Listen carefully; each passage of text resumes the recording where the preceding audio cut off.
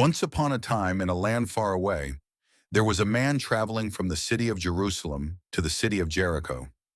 The road was long and dangerous, winding through rocky hills and desert-like terrain. As he walked, he couldn't have known that his journey would take a dangerous turn. Suddenly, a group of thieves jumped out from behind the rocks. They attacked the man, beating him badly. They stole all his belongings, left him lying wounded on the side of the road, and then ran off. There the man lay, helpless, in pain, and alone. No one was around to help him. But not long after, he heard footsteps. The first person who came walking down the road was a priest. The man probably thought, "Here comes someone who can help me. He's a good, holy person after all."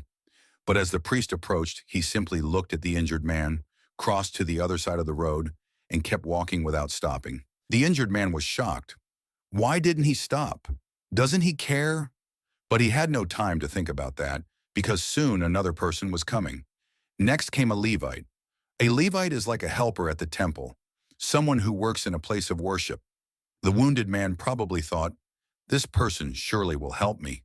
But just like the priest, the Levite saw him, paused for a moment, and then walked on, crossing to the other side of the road, leaving the man to suffer alone. The injured man couldn't believe it. Two important people had seen him, and both chose to ignore his pain. But then something unexpected happened. A third person appeared on the road, a Samaritan. Now, to understand this moment, you need to know that Jews and Samaritans did not get along. They were enemies and they didn't trust each other.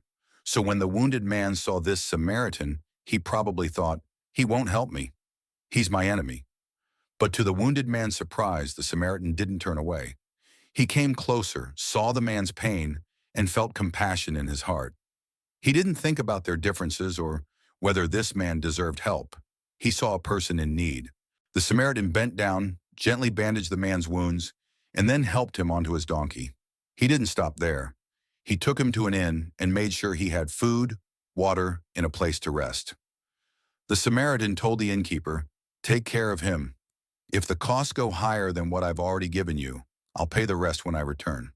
The Samaritan didn't hesitate. He did what was needed, even though it wasn't easy or convenient, and he did it because he cared. So what can we learn from this story? Jesus, who told the story, asked a simple question at the end. Which of these three was a neighbor to the man who fell into the hands of robbers? The answer was obvious: the one who showed mercy, the Samaritan. Jesus then said, "Go and do likewise." The lesson here is that being a good neighbor isn't about where you come from or how you look. It's about showing kindness and compassion to others, especially when they're in need. We don't always have to help in big ways. Sometimes it's just being there for someone when no one else will. In a world where it's easy to turn a blind eye, remember the story of the Good Samaritan. Be someone who sees, someone who cares, and someone who acts, because that's what it truly means to be a neighbor.